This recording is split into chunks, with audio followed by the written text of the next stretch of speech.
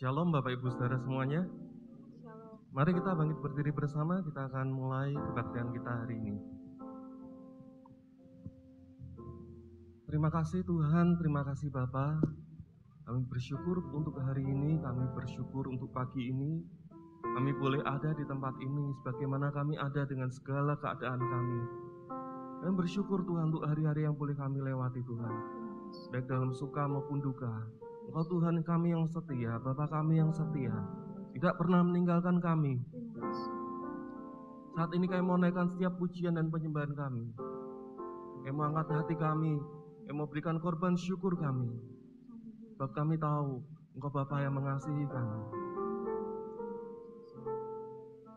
Biar ibadah kami hari ini Tuhan boleh menjadi kesukaan Engkau Tuhan. Dan percaya hari ini kami akan mendapatkan berkat Tuhan. Waktu kami serahkan jalannya ibadah kami dari awal sampai akhirnya ke dalam tangan-Mu. Hanya di dalam nama Tuhan Yesus kami berdoa. Amin. Haleluya. Dia Bapa kita yang baik, Bapak Ibu Saudara.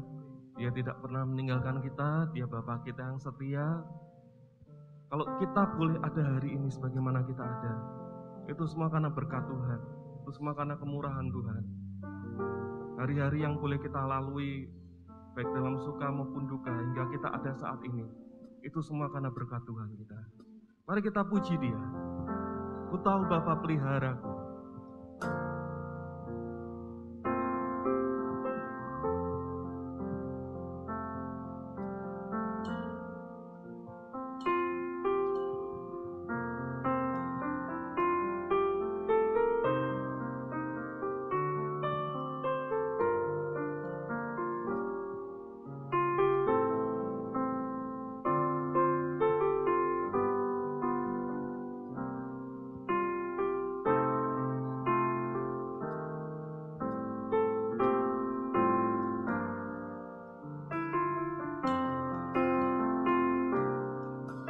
Amin. Mari kita puji bersama. Ku tahu Bapa peliharaku.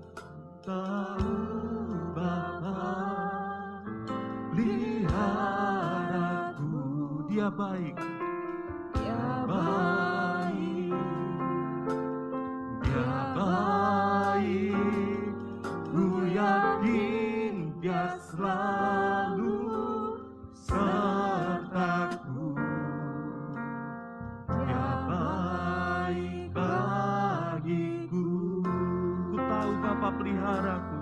Ku tahu Bapa peliharaku. Dia baik. Dia baik. Ku yakin Dia selalu sertaku. Dia baik bagiku.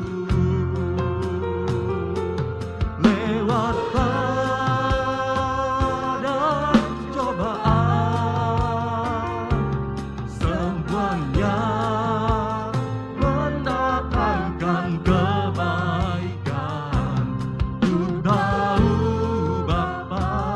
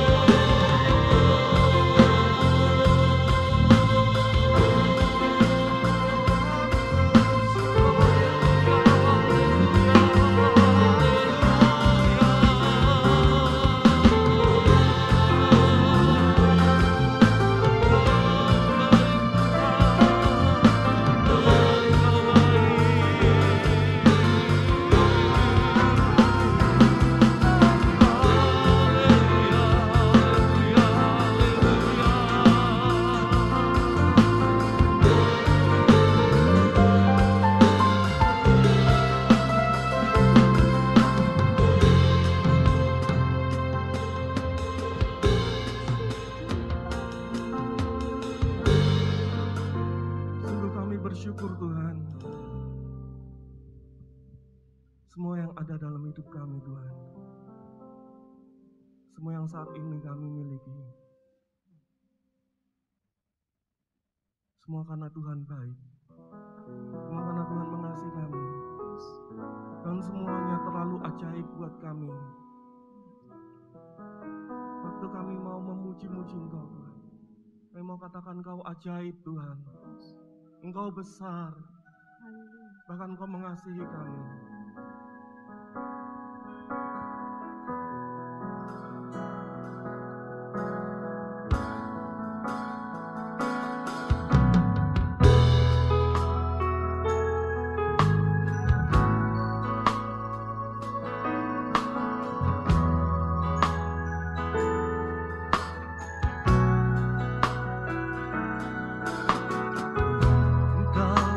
Ajaib bagiku,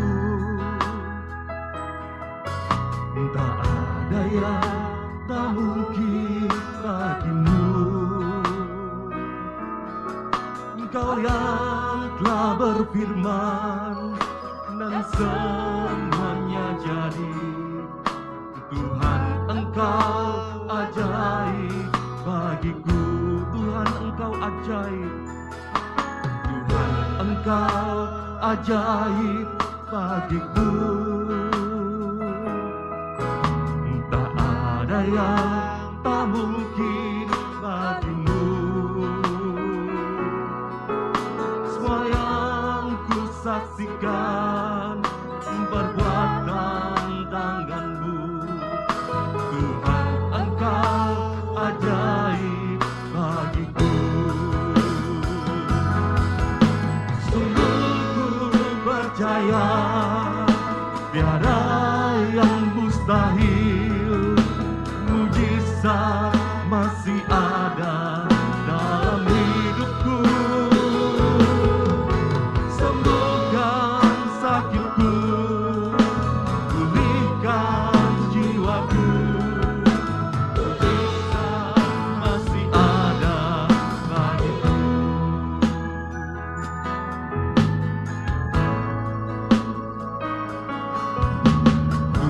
Engkau ajaib bagiku, tak ada yang tak mungkin bagimu. Engkau yang telah berfirman dan semuanya jadi.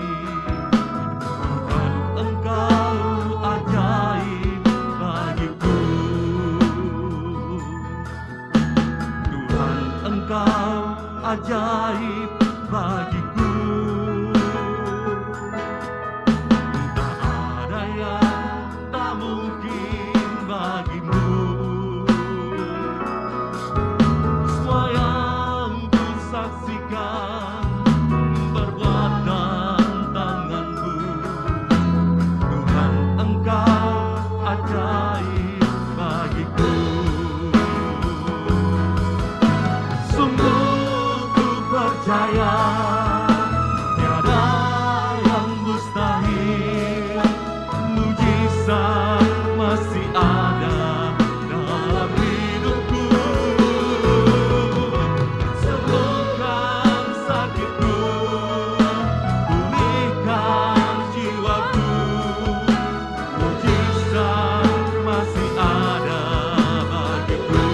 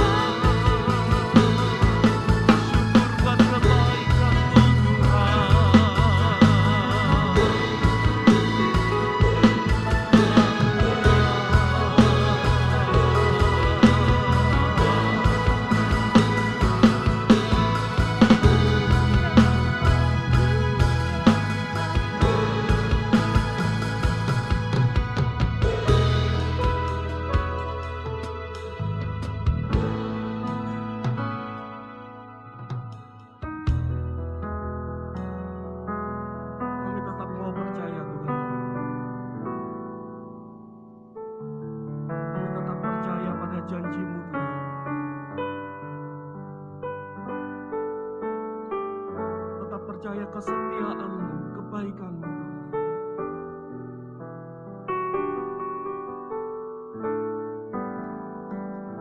Ku percaya janji-Mu ajaib terukir dalam kehidupanku. Ku berserah di dalam kekuatan-Mu, hanya Kau segalanya bagiku. Ku percaya janji-Mu ajaib terukir dalam kehidupanku. Ku berserah di dalam kekuatan-Mu. Ku percaya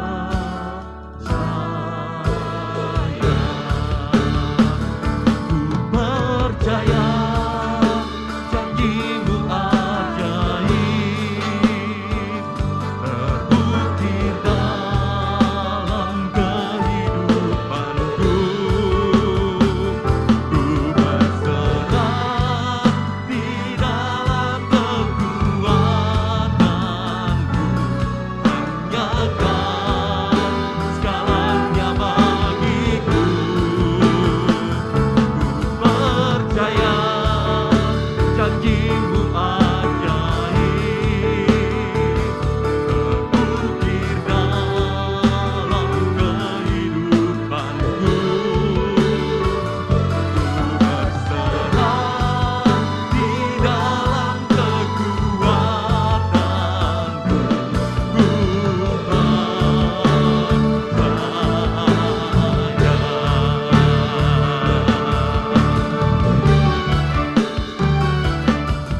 tak akan ku takut, tak akan ku gentar.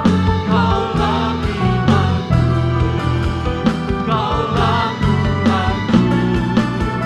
Tak akan ku ragukan kebaikan-Mu di hidupku. Ku percaya janji-Mu ajaib terukir dalam kehidupanku.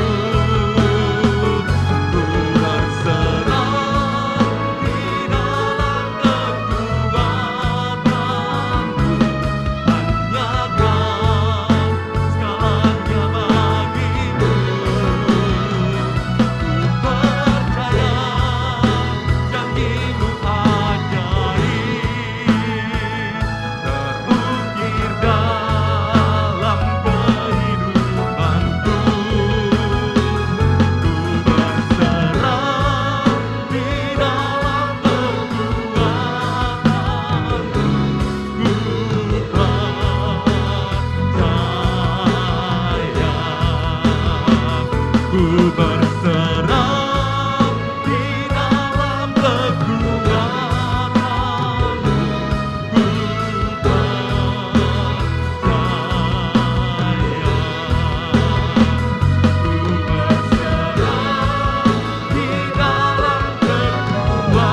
Ku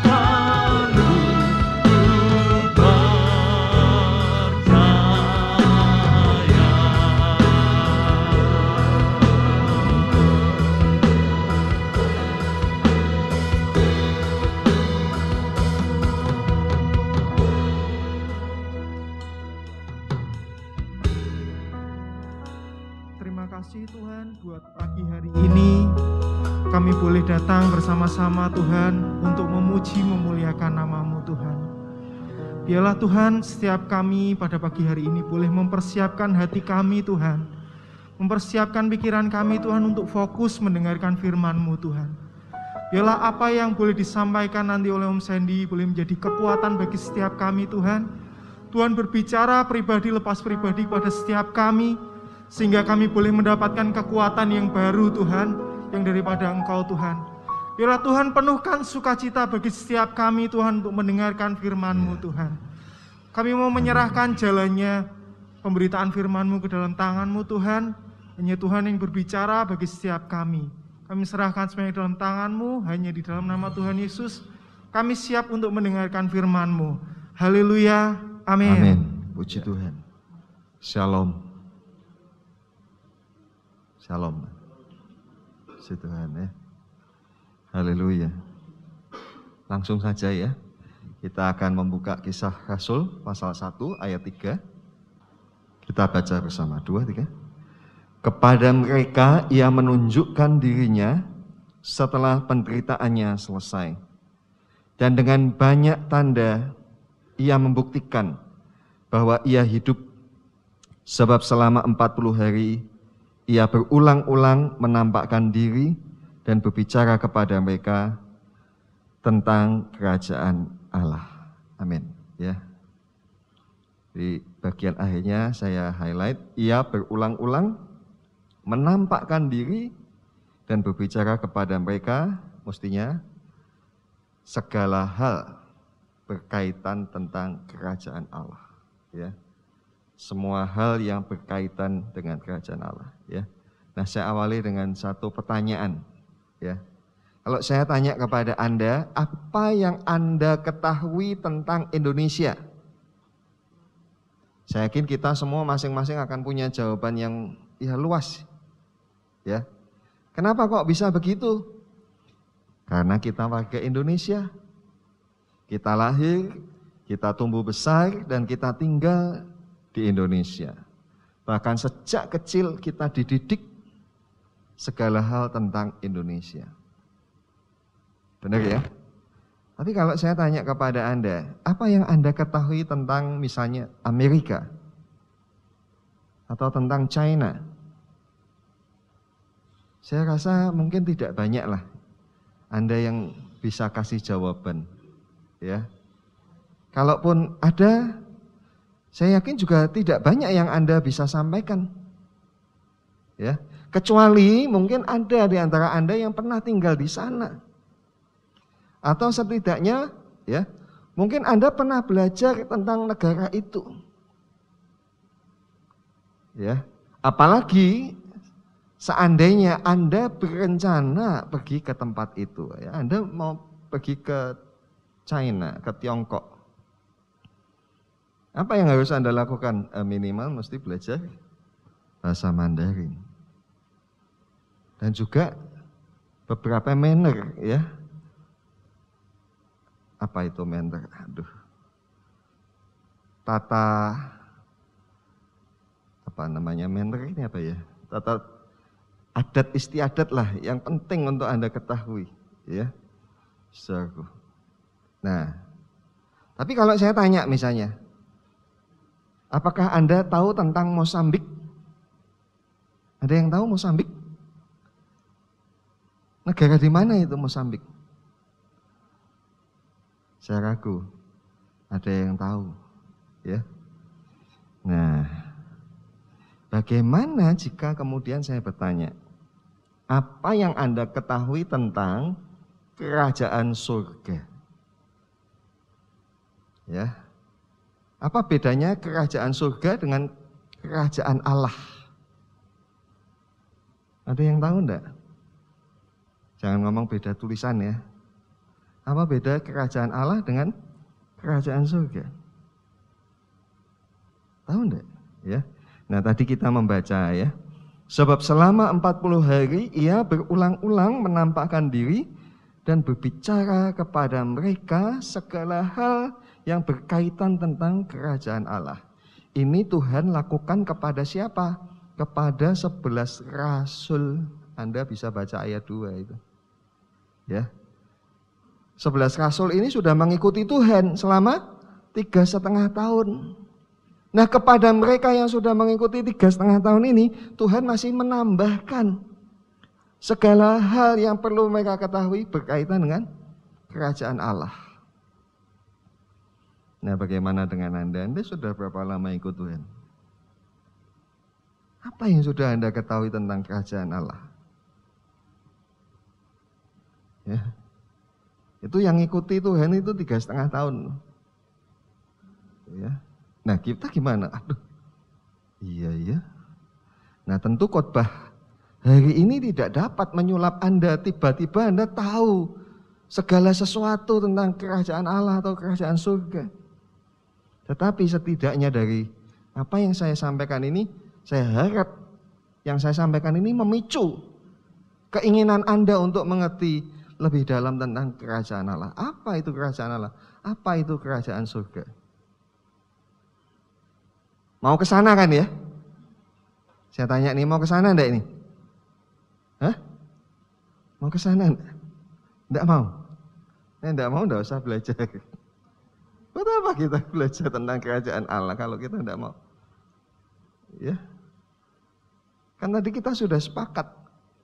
Kalau kita mau pergi misalnya ke Tiongkok, kita mesti belajar apa? Bahasa Mandarin. Ya. Kita mau ke Amerika, mesti belajar apa? Bahasa Inggris. Bahkan untuk ke sana aja ada tesnya. Tes TOEFL untuk bisa dapat visa. Ya. Nah, kalau kita mau ke surga ya mestinya kita belajar tentang kerajaan Allah atau kerajaan surga ya. Nah, tadi saya tanya apa bedanya kerajaan Allah sama kerajaan surga? Sebenarnya dua istilah ini merujuk pada satu hal yang sama, ya. Nah, frase kerajaan surga itu kalau Anda search pakai aplikasi Sabda atau Alkitab, Anda pasti cuma bisa menemukan kata kerajaan surga itu hanya di Injil Matius. Karena cuma dia aja yang pakai frase ini. Kenapa kok begitu? Karena Matius ini orang Yahudi. Mereka punya larangan untuk menyebut nama pribadi Tuhan, yaitu yang mereka sebut dengan tetragrammaton, 4 huruf. Ya, tetra itu 4, grammaton, 4 huruf. YHWH. Ya. Yang kemudian pronunciation-nya juga masih menjadi tanda tanya. Ini Yahweh atau Yahuwah atau apa ya? Nah, kenapa kok begitu? Karena ada perintah ketiga dari 10 perintah Allah. Ya, jangan kamu menyebut nama Tuhan dengan sia-sia. Lalu bagaimana kalau mereka membaca kitab Taurat dan kitab para nabi? Kalau ketemu nama Tuhan, kalau mereka ketemu 4 huruf tadi, YHWH tadi, maka mereka akan bunyikan dengan kata Elohim. Ya. Atau mereka baca itu dengan bunyi Adonai. Adonai artinya Tuan. Ya. Elohim artinya diterjemahkan bahasa Indonesia kita Allah. Ya. Atau mereka menyebutnya dengan Hashem, yang artinya sang nama. Ya. Nah, oleh karena itu sebabnya maka Matius memilih frase kerajaan surga. Ya. Nah, kerajaan Allah atau kerajaan surga yang disebut Matius itu memang merupakan sesuatu diksi yang baru di dalam perjanjian baru. Tidak ada istilah itu di dalam perjanjian lama secara tersurat. Dan hal itu memang pertama kali dicetuskan oleh Yohanes Pembaptis. Matius 3 ayat 2. Yuk kita baca, 2, 3. Bertobatlah, sebab kerajaan surga sudah dekat. Saya underline. Bertobatlah. Dan kata yang berikutnya sudah dekat. Ya. Nah, yang pertama, Yohanes mengkaitkan kerajaan surga itu dengan bertobat. Jadi hal yang pertama yang harus kita lakukan kalau kita mau masuk ke dalam kerajaan surga atau kerajaan Allah, kalau kita mau pergi ke sana, syarat mutlaknya apa? Bertobat. Ya. Nah, bertobat itu di dalam bahasa aslinya, dalam bahasa Yunani adalah metanoia.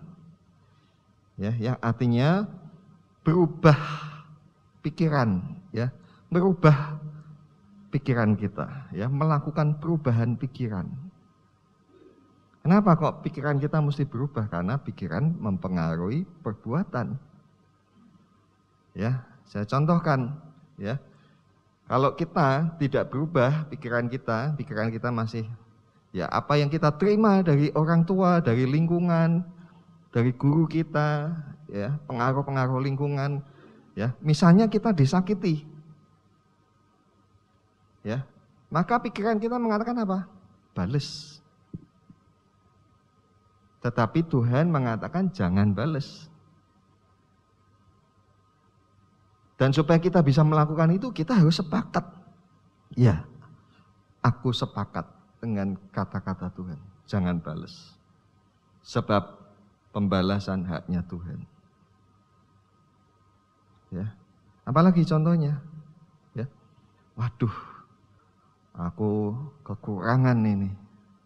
Ya, kalau otaknya otak kriminal,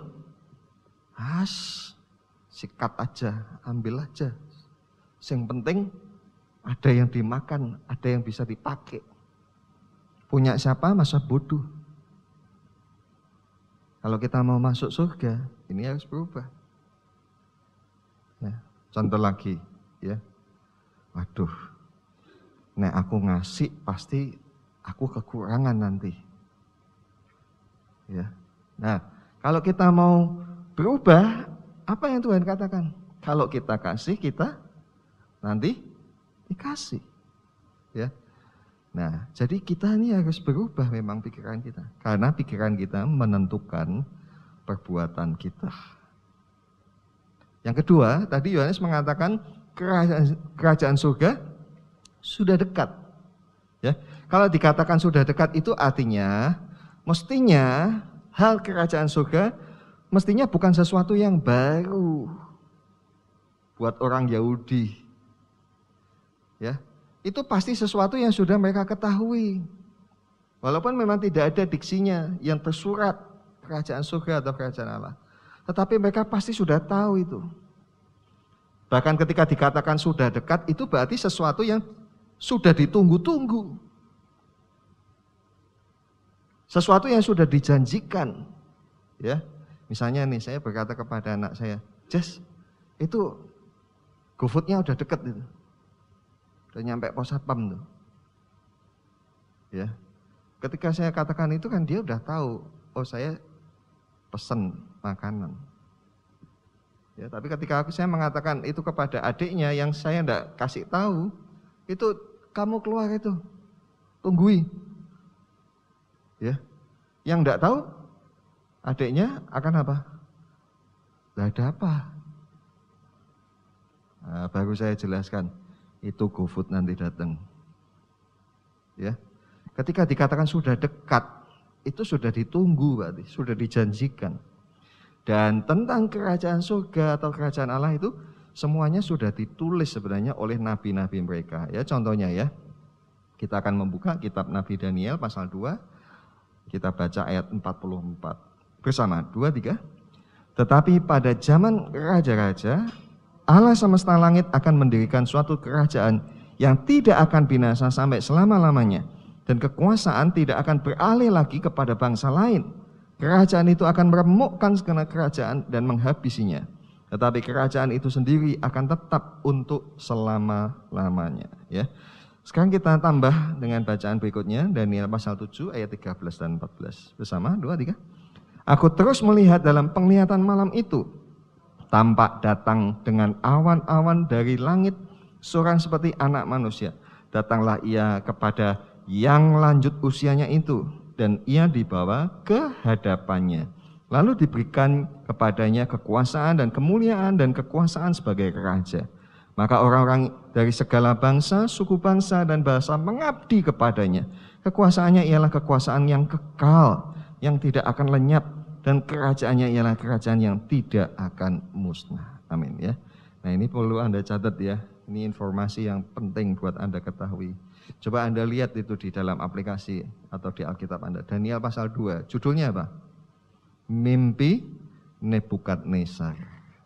Siapa dia? Raja Babel yang menaklukkan kerajaan Yehuda, yang menghancurkan bait Allah, yang menawan orang-orang Yehuda. Di antaranya yang ditawan adalah Daniel. Daniel ini termasuk keluarga kerajaan sebenarnya. Ya, maka dia diangkut, ya. Dan karena dia seorang cendekia, ya, maka dia diminta untuk bekerja di istana raja. Dan satu kali Nebukadnezar ini mimpi sampai dia terbangun, ya. Lalu dia tanya kepada orang-orangnya, aku semalam ngimpi, coba kasih tahu aku ngimpi apa. Nah, ini kan konyol ya. Nah, tetapi Daniel bisa mengetahui hal itu dari Tuhan. Bahwa Nebukadnezar melihat ada satu patung yang sangat besar. Dan kalau kita baca, nanti Anda baca sendiri lah ya. Daniel pasal 2 itu. Patungnya itu ya terdiri dari beberapa bagian yang menggunakan bahan yang beda. Ya, ada yang dari besi, ada yang dari tanah, ada yang dari perunggu, ya, dan sebagainya. Ini Anda baca, ya. Nah, tadi kita membaca ayat 44 itu, ya. Kalau kita baca di Daniel pasal 2 itu, ya, si patung yang tadi dilihat oleh Nebukadnezar ini, ya, hancur oleh karena apa? Ada satu batu yang terungkit, ya. Satu batu yang dikatakan bukan buatan tangan manusia. Batu itu menggelinding dan kemudian menghancurkan patung yang dilihat itu dalam mimpi, ya. Dia mulai batu itu menggelinding kena kaki. Dan patung itu kemudian dilindas, hancur, bahkan dikatakan batu itu kemudian menjadi gunung yang sangat besar yang memenuhi bumi. Ya. Nah, tadi kita membaca ayat 44, ya. Tuhan Allah semesta langit mendirikan kerajaan, ya batu itu. Ya. Lalu tadi kita juga membaca Daniel pasal 7. Ini beda. Ini adalah mimpi Daniel sendiri. Dia melihat apa? Dia melihat di dalam mimpinya ada 4 binatang yang sangat ganas. Dan ternyata kalau kita baca, binatang-binatang itu melambangkan kerajaan-kerajaan besar. Ya, tentu memahami tulisan Daniel mesti pakai perspektifnya Daniel. Perspektifnya dia sebagai orang Yahudi, dan itu wahyu untuk orang Yahudi. Ya. Dan kalau kita melihat di ayat yang ke-13, tadi kita membaca Daniel melihat ada seorang seperti anak manusia. Dia tahu itu sebenarnya ini bukan manusia biasa, tapi dia lihat figurnya seperti anak manusia. Dan pribadi itu datang dengan awan-awan. Saya yang bahasa Indonesianya manusia awan-awan dari langit. Kalau dikatakan awan-awan dari langit itu artinya dia dari atas turun ke bawah. Tapi bahasa Inggris tidak mengatakan itu. Ya, clouds of heaven. Awan-awannya langit. Ya, dia mengendarai atau dia naik, dia datang dengan awan-awan menghadap kepada yang lanjut usianya. Ya, ada satu sosok naik awan menghadap kepada yang lanjut usianya. Lalu kepada sosok itu diberikan apa? Kuasa dan kemuliaan sebagai raja. Dan dikatakan kerajaannya kerajaan yang kekal. Siapa sosok yang disebut seperti anak manusia itu?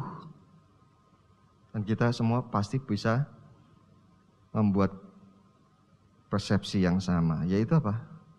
Itu Yesus. Dan Yesus berulang-ulang mengatakan anak manusia, anak manusia. Ya. Yang datang kepada yang lanjut usianya siapa? Ya Allah Bapa. Dia datang naik apa tadi? Awan. Ini kalau Anda baca ini jangan Anda ingat-ingat film Sun Gokong ya. Oh, naik awan. Ya, bukan ini. Ya. Jadi dia datang naik menggunakan awan. Siapa? Yesus. Ya, Yesus datang kepada Allah, lalu kepada dia diberikan kuasa. Nah, itu yang ditunggu-tunggu. Ya, itu yang dinanti-nantikan oleh orang Yahudi sebenarnya. Ya, nah tadi saya katakan kerajaan surga atau kerajaan Allah itu semula diberitakan oleh Yohanes, tapi kemudian dilanjutkan oleh Yesus. Ya, kita baca Markus pasal 1 ayat 14-15. 2, 3. Sesudah Yohanes ditangkap, datanglah Yesus ke Galilea memberitakan Injil kerajaan Allah. Katanya, waktunya telah genap. Kerajaan Allah sudah dekat. Bertobatlah dan percayalah kepada Injil. Ya, ini sayang terjemahan Indonesia ini kurang ya. Di bahasa Indonesia kita cuma ditulis memberitakan Injil Allah. Bahasa Inggrisnya ditulis the gospel of the kingdom of God. Ya, ada kata kerajaan, Injil kerajaan Allah. Yang Tuhan katakan apa? Waktunya telah genap, kerajaan Allah sudah dekat. Sama kata-katanya. Kerajaan Allah sudah dekat. Yang dijanjikan itu sudah dekat. Dan kembali Tuhan menggemakan kata-kata Yohanes, bertobatlah. Dan Tuhan berkata, percayalah kepada Injil. Nah, sekarang saya tanya, Injil itu apa? Apa itu Injil? Anda sudah bertahun-tahun jadi orang Kristen, tahu Injil enggak? Injil itu apa sih? Ya. Injil itu di dalam bahasa aslinya, dalam bahasa Yunani adalah Euangelion, ya. Yang maknanya adalah kabar yang baik. Kabar baik apa? Kita sebagai bangsa Indonesia juga kadang-kadang kan menunggu kabar yang baik. Atau misalnya kita yang di Semarang, kita nunggu kabar baik apa? Oh, ada pemutihan. Apa misalnya pajak. Kabar yang baik. Ya, nah ini kabar baik apa yang ditawarkan ya? Markus pasal 1 ayat 4. Ya, maaf itu ada salah ketik ya. Kita baca 2, 3. Demikianlah Yohanes Pembaptis tampil di padang gurun dan menyerukan, bertobatlah dan berilah dirimu dibaptis dan Allah akan mengampuni dosamu. Jadi kalau kita sejajarkan kata-kata ini dengan yang tadi kita baca, maka yang dimaksud kabar baik adalah apa? Allah akan mengampuni dosamu. That's good news ya. Itu kabar yang baik. Allah mengampuni dosa. Ya, mereka orang Israel selama bertahun-tahun, berabad-abad, ya, mereka menantikan satu jawaban Tuhan bahwa Tuhan mau mengampuni mereka. Ya, setelah bait suci yang dibangun Salomo itu dihancurkan, ya kemudian mereka tertawan dan kemudian mereka kembali dan kemudian mereka membangun kembali bait suci. Bahkan bait suci itu kemudian dimegahkan oleh Herodes. Apa yang ada di bait suci yang dibangun itu tidak sama dengan yang pernah dibangun oleh Salomo. Apa yang dulu pernah ada tidak ada lagi. Ya, kemuliaan bait sucinya udah beda, walaupun gedungnya, bangunannya hebat, luar biasa dahsyat. Ya. Itu sebabnya orang Yahudi menanti-nantikan kepastian pengampunan dosa. Dan Tuhan katakan, ya lewat Yohanes, bertobatlah, beri dirimu dibaptis, Allah akan mengampuni kamu. Itu aja yang Tuhan minta. Ya, bertobat, baptis, Tuhan mengampuni. Ya, that's simple kan? Begitu mudahnya Tuhan mengampuni dosa. Ya. Nah, itu yang dimaksud kerajaan kabar baik, ya. Nah, sekarang kita lanjutkan tentang kerajaan Allah, ya. Setelah disampaikan oleh Yohanes dan kemudian disampaikan oleh Tuhan Yesus, muncul lagi itu frase kerajaan. Ya, kita baca dalam Matius 6 ayat 9 dan 10, 2, 3. Karena itu berdoalah demikian, Bapa kami yang di surga, dikuduskanlah namamu, datanglah kerajaanmu, jadilah kehendakmu di bumi seperti di surga. Amin. Jadi kalau kita disuruh buat struktur doa Bapa Kami, menyusun kalimatnya, maka kita akan menemukan yang pertama-tama itu ada 3 hal yang perlu kita minta. 1, dikuduskanlah namamu. 2, datanglah kerajaanmu. 3, jadilah kehendakmu. Dan 3 hal ini sebenarnya bukan untuk kepentingan kita, tapi untuk kepentingan Tuhan, untuk kepentingan Allah. Ya. Maka timbul pertanyaan, loh, kenapa kita mesti berdoa untuk kepentingan Allah? Apakah kalau tidak kita doakan tidak terjadi begitu? Ya. Tentu saja tidak. Ya, bukan begitu maksudnya, ya. Bukan berarti Allah tidak mampu menjadi apa yang seharusnya Dia. Kita tidak usah minta pun namanya Tuhan tetap kudus, sudah kudus. Atau di dalam terjemahan nama disebut dimuliakanlah. Tepatnya dipermuliakanlah namamu. Tanpa kita minta, nama Tuhan sudah mulia. Tetapi ketika itu kita doakan, itu artinya kita sedang sepakat menyetujui bahwa nama Tuhan patut dikuduskan, patut dipermuliakan. Ya. Jadi dengan mendoakan itu artinya kita sedang setuju, sepakat. Dan yang kedua, ketika kita doakan itu artinya itu adalah iman kita, percayanya kita, dan juga harapannya kita. Itu kan kenapa kita doa? Tentu kan kita beriman, percaya, dan berharap itu terjadi. Ya, apa yang perlu kita harapkan? Yaitu tadi, di antaranya tentang janji Tuhan, tentang kerajaannya. Ya, Tuhan menyuruh kita berkata, datanglah kerajaanmu. Itu sudah dijanjikan kok, sudah dekat bahkan dikasih tahu. Tapi Tuhan Yesus bilang, itu perlu kamu doakan. Kenapa? Karena itu bagian dari janji. Dan kita tahu janji-janji Tuhan itu memang perlu kita perkatakan. Ya, seperti kepada Yosua dikatakan, janganlah kamu lupa memperkatakan kitab Taurat ini. Perlu kita katakan, pakai mulut berarti, dengan suara, bukan hanya dalam hati. Ya, maka kalau kita ibadah itu membaca Alkitab ya harus kita baca, bunyiin. Ya. Harus kita katakan, kita gemakan, kita gaungkan. Janji-janji Tuhan itu mesti kita gemakan, kita gaungkan. Termasuk janji tentang datangnya kerajaan Allah. Ya sama seperti janji-janji yang lain. Ya, yang menjadi interestnya kita. Yaitu apa? Janji berkat. Janji berkat itu perlu kita katakan. Supaya hal itu digenapi. Ya, kita mesti mengatakan aku diberkati. Makanya kan ada lagu deh, aku diberkati dan seterusnya. Ya. Kaulah Tuhan penyembuhku dan seterusnya. Itu perlu kita katakan memang. Supaya apa? Supaya terjadi pada kita. Bahkan kita maunya hal itu segera terjadi. Kalau bisa begitu amin, udah jadi kenyataan.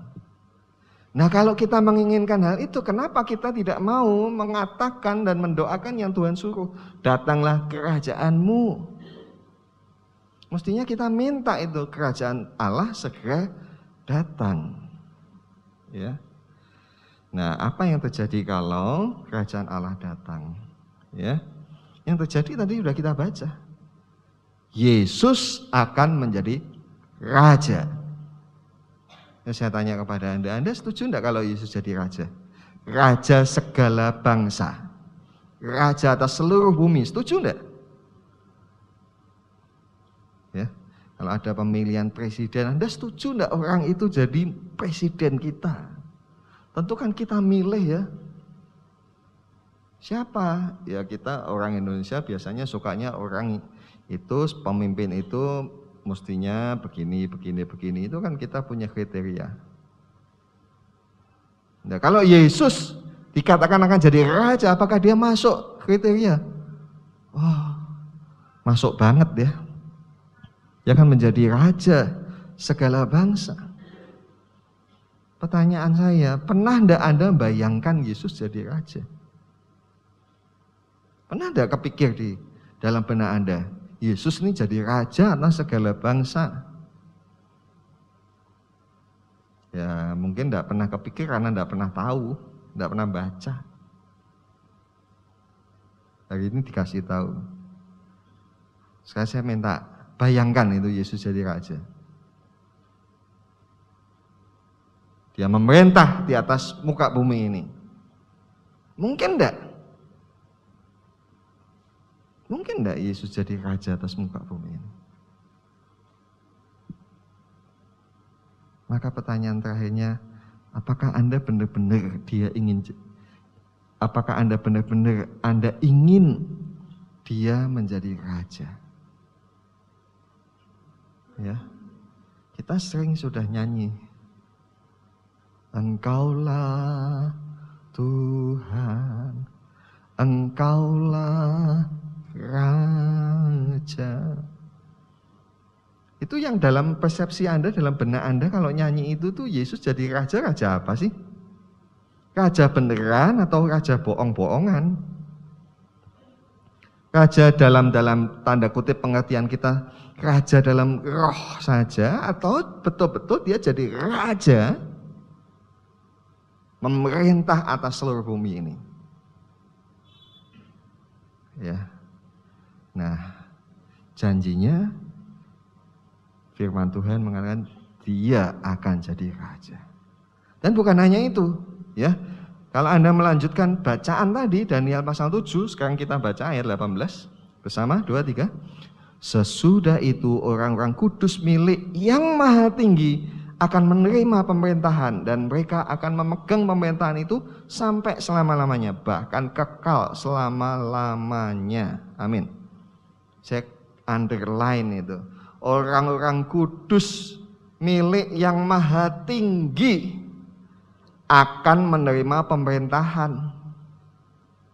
Jadi bukan hanya Yesus yang memerintah, tetapi siapa? Orang-orang kudusnya Allah juga akan ikut memerintah. Nah itu kan Tuhan nyatakan kepada kita. Mau enggak nanti ikut memerintah dengan Tuhan? Ya minimal jadi Pak RT lah di wilayah Anda.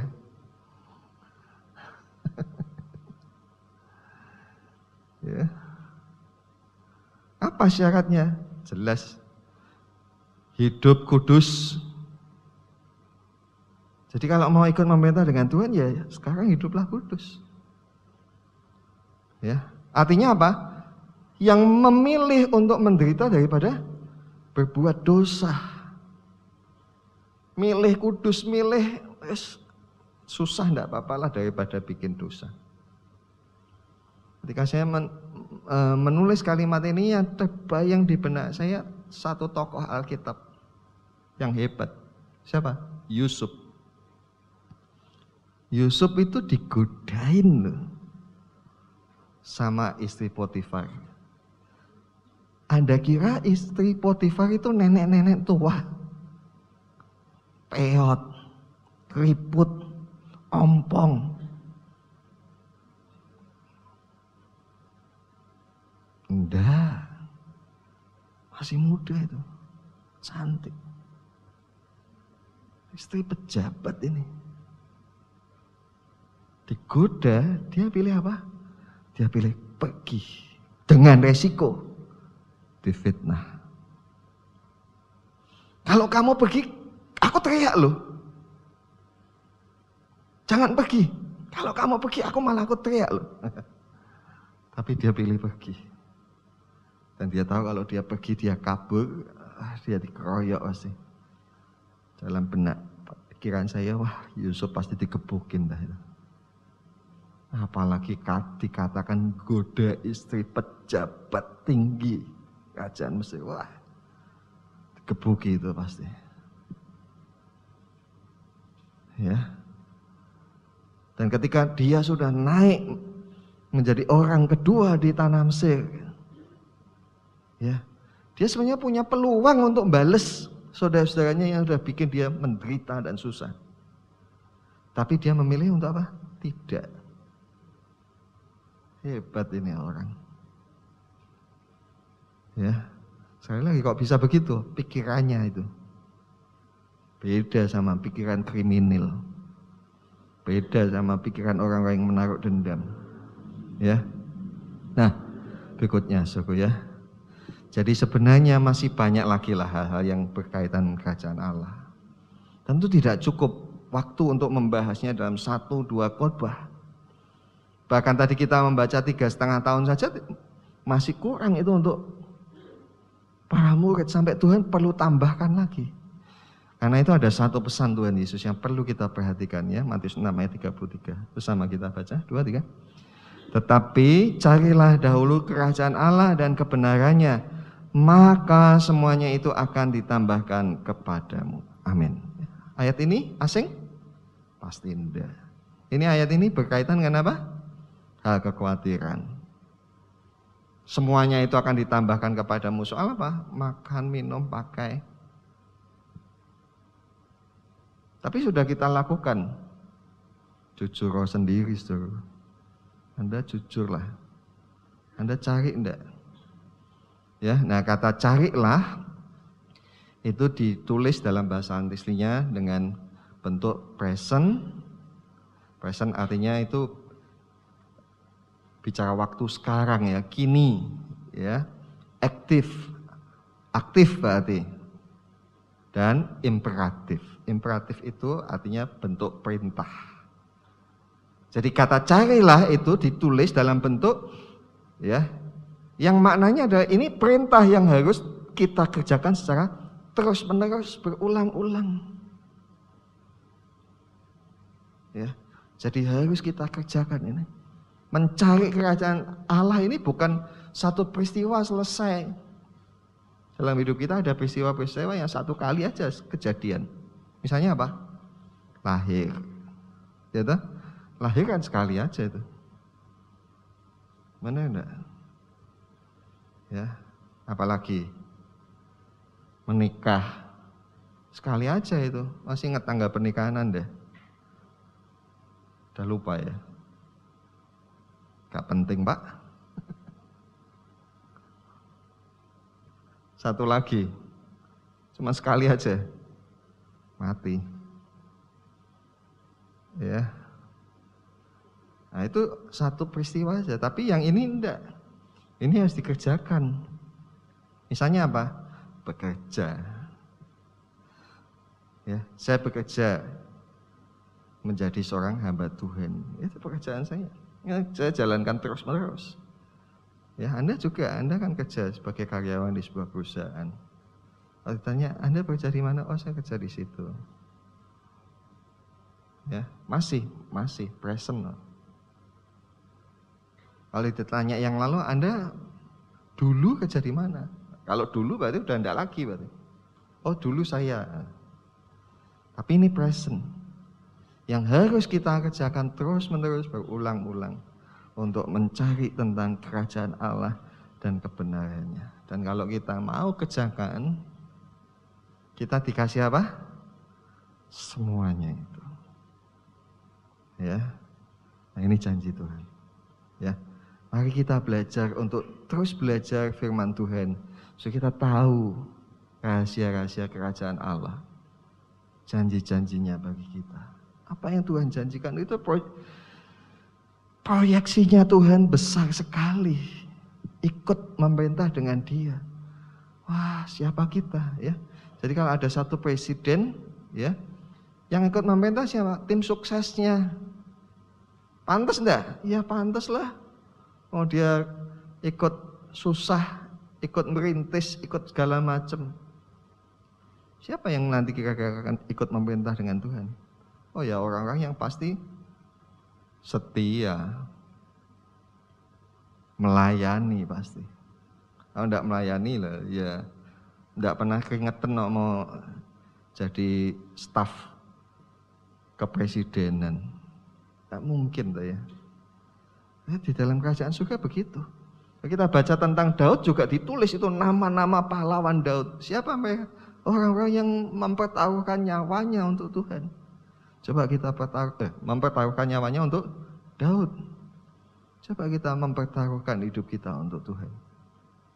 Nanti kita ikut memerintah dengan Tuhan. Ya. Amin, kita datang pada Tuhan ya. Kita nyanyi besar dan ajaiblah karyamu. Dan kita siapkan perjamuan kita. Sudah? Mari kita berdiri.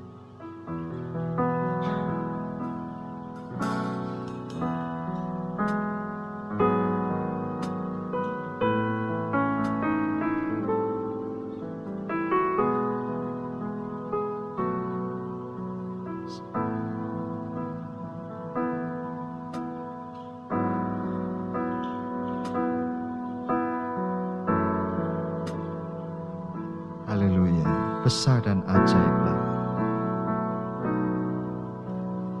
Besar dan ajaiblah karyamu. Adil dan benarlah jalanmu. Raja segala bangsa yang maha kuasa.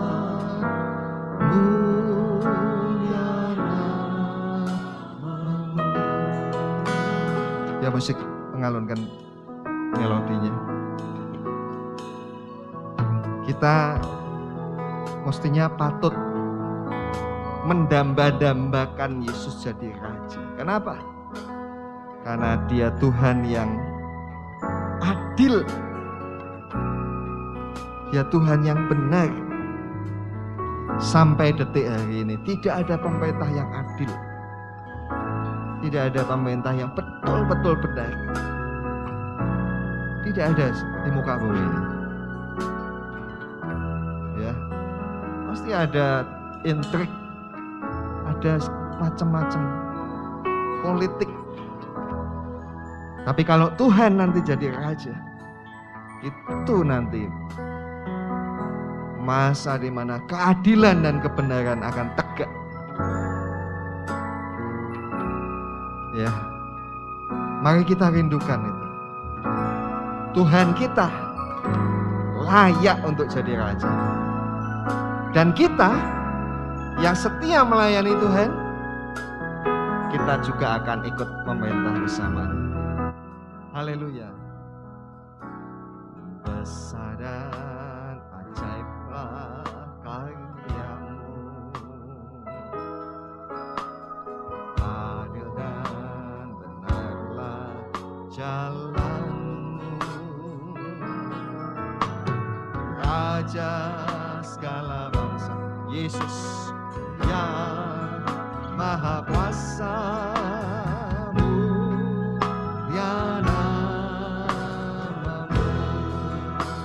Layaklah, layaklah segala bangsa sujud kepadamu.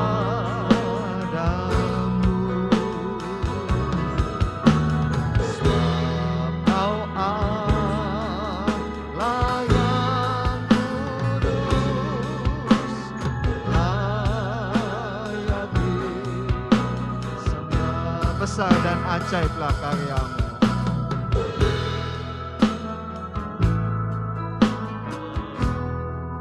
Adil dan benarlah jalanmu.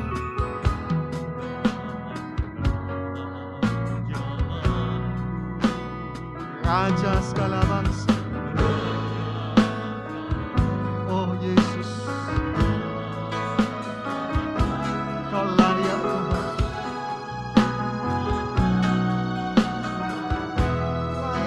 Segala bangsa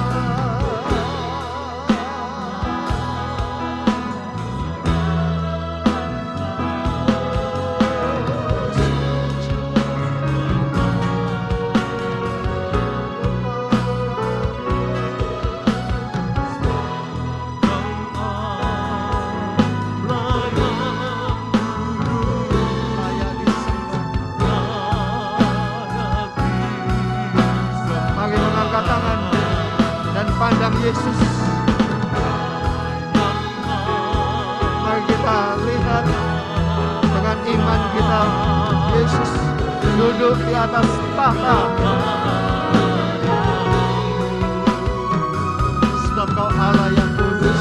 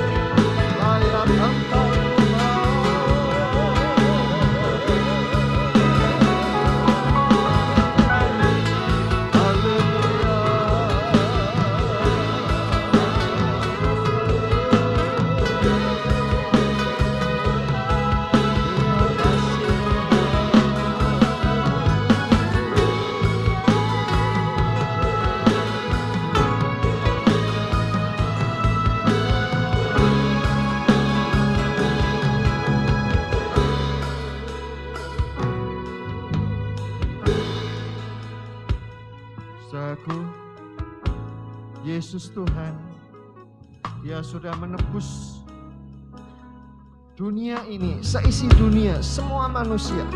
Dosanya sudah Dia pikul. Maka sebenarnya sangat layaklah Tuhan Dia menjadi Raja. Dan mestinya kita sebagai orang yang diselamatkan, mestinya kita menanti-nantikan kerajaan itu menjadi datang. Mestinya kita doakan itu. Datanglah Tuhan, datanglah Tuhan. Mesti ada kerinduan pada kita. Dan mari kita selalu hidup kudus, berkenan kepada Tuhan. Sambil kita terus belajar tentang kerajaan Tuhan. Dan terus kita melakukan dan mengalami pembaharuan pikiran. Ya. Dan hari ini Tuhan sudah bicara kepada kita. Dan di hadapan kita, di tangan kita sekarang ada perjamuan kudus. Perjamuan ini mengingatkan kita kepada korban Yesus di atas kayu salib menyelamatkan kita. Dosa-dosa kita yang membuat Tuhan disalibkan. Mari kita belajar menghormati Tuhan lebih lagi. Mulai momentum hari ini, mari kita hidup benar di hadapan Tuhan. Ya. Mari kita datang pada Tuhan. Kita pegang roti itu dan kita taruh di dada. Mari kita berdoa. Tuhan, terima kasih buat firman-Mu. Terima kasih buat perkumpulan kami pada hari ini. Dan segala apa yang Engkau sampaikan, biarlah semuanya itu mendarat di dalam hati dan pikiran kami semua. Dan oleh Roh Kudus ditulis di dalam relung hati kami. Dan kami sangat bersyukur Tuhan, sebagai orang-orang yang percaya kepada Tuhan, sebagai orang yang telah diselamatkan, yang beroleh anugerah pengampunan dosa. Kami menyadari kami ini orang berdosa, tapi Tuhan menebus kami, menebus nyawa kami, sehingga kami tidak binasa. Tuhan, pada kesempatan ini kami juga dengan rendah hati mau mengaku, seringkali kami masih belum mengikuti kehendak-Mu sepenuhnya. Kami mohon ampun, dan kami mohon dikasih kesempatan. Berilah kami waktu, berilah kami umur, untuk kami dapat belajar mengenal akan Engkau, belajar akan kerajaan-Mu, dan juga kesempatan untuk kami melayani Engkau, supaya kelak kami pun beroleh janji memerintah bersama dengan Tuhan. Terima kasih Tuhan. Ampuni segala kesalahan kami Bapa. Apa yang kami katakan, yang kami lakukan, yang kami pikirkan, yang ada di hati kami yang tidak berkenan kepada Tuhan, ampunilah kami ya Bapa. Dan pada saat ini Bapa, di tangan kami ada roti dan anggur yang telah disiapkan oleh anak-anak-Mu. Terima kasih buat berkat ini. Biarlah saat ini Tuhan juga memberkati roti dan anggur yang kami pegang ini, dan menaruh kuasa kehidupan di dalamnya, supaya kami semua yang memakannya juga beroleh kuasa dan beroleh kehidupan yang baru. Terima kasih Bapa. Sekarang kita angkat roti itu dan dengarkan perkataan firman Tuhan. Pada malam ketika Tuhan Yesus akan diserahkan, Tuhan mengambil roti, mengucap syukur, lalu memecahnya dan membagikannya kepada muridnya dengan berkata, "Inilah tubuhku, dagingku yang diremukkan bagi kamu semua. Ambillah ini dan makanlah." Karena itu Bapak Ibu Saudara, bukankah roti yang kita angkat dan yang kita ucapkan syukur, ini adalah persekutuan kita dengan tubuh Kristus. Dalam nama Tuhan Yesus kita pecahkan dan kita makan.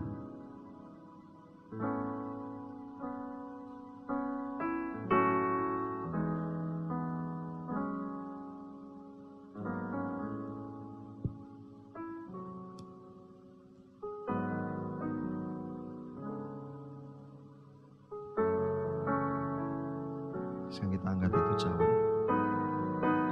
Pada malam itu juga Tuhan Yesus mengambil cawan dan mengucapkan syukur, lalu membagikan kepada muridnya dengan berkata, "Inilah cawan darahku, darah perjanjian baru yang telah ditumpahkan bagi kamu semua. Ambillah ini dan minumlah, dan lakukanlah ini semua untuk mengingat akan aku." Karena itu Bapak Ibu Saudara, bukankah cawan yang kita angkat dan kita ucapkan syukur, ini adalah persekutuan kita dengan darah Kristus. Amin. Dalam nama Tuhan Yesus kita minum.